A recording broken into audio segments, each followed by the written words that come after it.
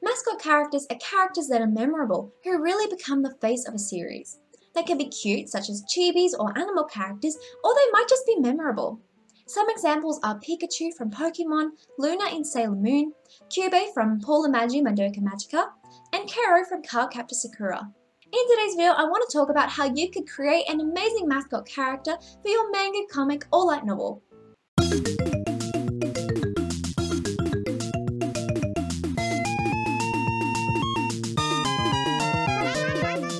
My first tip is use simple shapes in the design. Mascot characters typically have quite simple designs, and this is for a good reason. It makes them a lot more memorable in the long run. So the best way to do this when you're applying it to your own series is to use very basic shapes in your design. Start off by building your character with simple circles, ovals or squares or rectangles, and try and use these very basic shapes to create a simple outline for your character. Once you have basic shapes for your mascot character's design, it's going to be a lot easier to build them up from these shapes while still keeping this simple and memorable design. You will especially notice this with a lot of chibi characters, how they always have a very similar shape and form, but they all end up becoming more unique the more the artist builds on that character. My second tip is keep the colors limited. When you're designing a mascot character for your book, it's important to keep any characters limited. Now obviously if you're creating a manga, their character will typically be shown in black and white, but when you show them on a cover or any coloured pages, it's important to decide on the colours that you want to use for them. I'd recommend choosing a colour scheme of 3 or 4 colours at the most. The less colours you choose, the more memorable your mascot character's design will be. So it's important to keep the colour scheme simple in order to ensure that the audience remains focused on this character. I think a great example of this is Pikachu in Pokemon, because the colours are very simple and yet he is the most memorable character in the series. Anyone who sees Pikachu, even if they don't actually watch Pokemon, will still know where that character has come from. My third tip is choose a basic theme behind the design.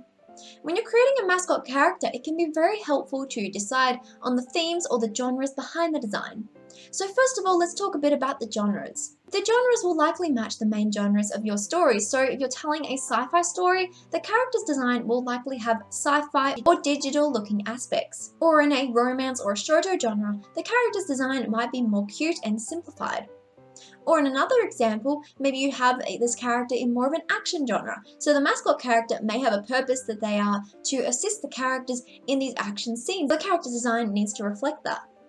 So overall, consider the genre that this character will exist in, and think about how you can reflect the genre in the mascot character's design. Now when it comes to themes are a little bit different. I recommend choosing 3 or more themes to base your character's design around. The theme is the overall feeling that your character's outfit or design may give to the audience. So for example, if you're creating a mascot character in the sci-fi genre, you may end up breaking down the themes of their design into having something that's more steampunk or something that is a bit more computerized. And with these 2 main themes in mind, it can be a lot easier to create an outfit based off this. Or if you're having a cute mascot character in a shoujo series, you could have a theme of candy, pastels, and cats, and so you would end up having a design that is based off these aspects. I think a very helpful thing you can do when you are deciding on the themes or aesthetics of your mascot character's design is to look up fashion aesthetics and maybe choose an aesthetic that you feel reflects your character the most.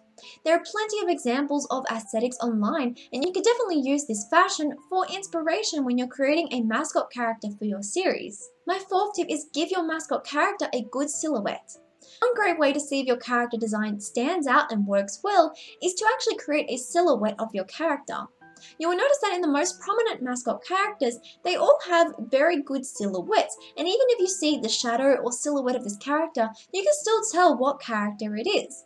So you need to ensure that your character has a good outline or silhouette, and if they do, it means that this mascot character is very easy to remember. Our brains naturally take in the outline of objects, and so subconsciously, if you want to create a mascot character that will be memorable, giving them a good silhouette is very helpful. You can do this in a drawing program.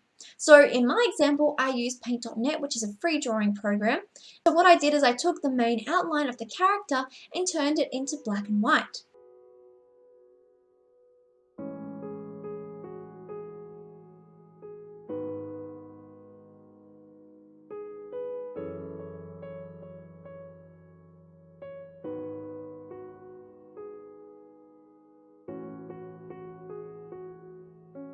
If you find that when you turn your character into a silhouette and it's hard to make out the little details, you may want to fix up the character a bit more to make the character design more defined.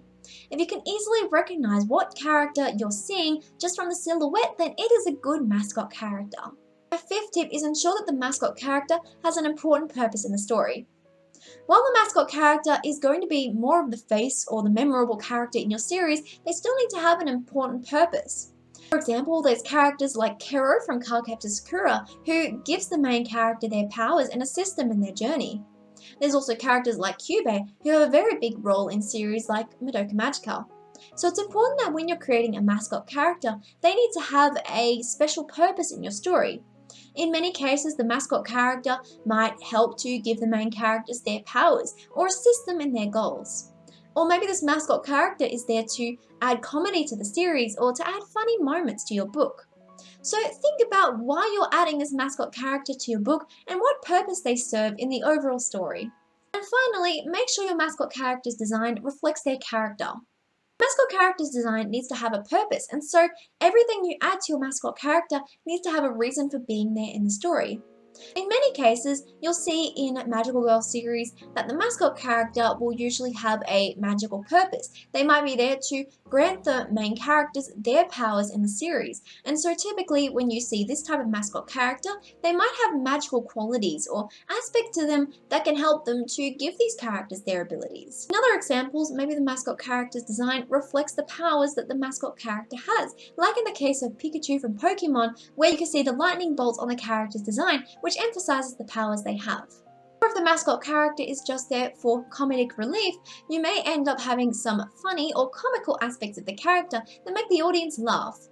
So really think about how you can show your mascot character's purpose in their design, and that will overall keep them very consistent and meaningful in your story. Thank you so much for watching my video today, everyone. I really hope you enjoyed it. If you did, please let me know in the comment section down below. Let me know what kind of mascot characters you're creating because I'd really love to hear about them. Thank you again for watching, everyone. I hope you have a fantastic week, and I will see you in the next video. Bye!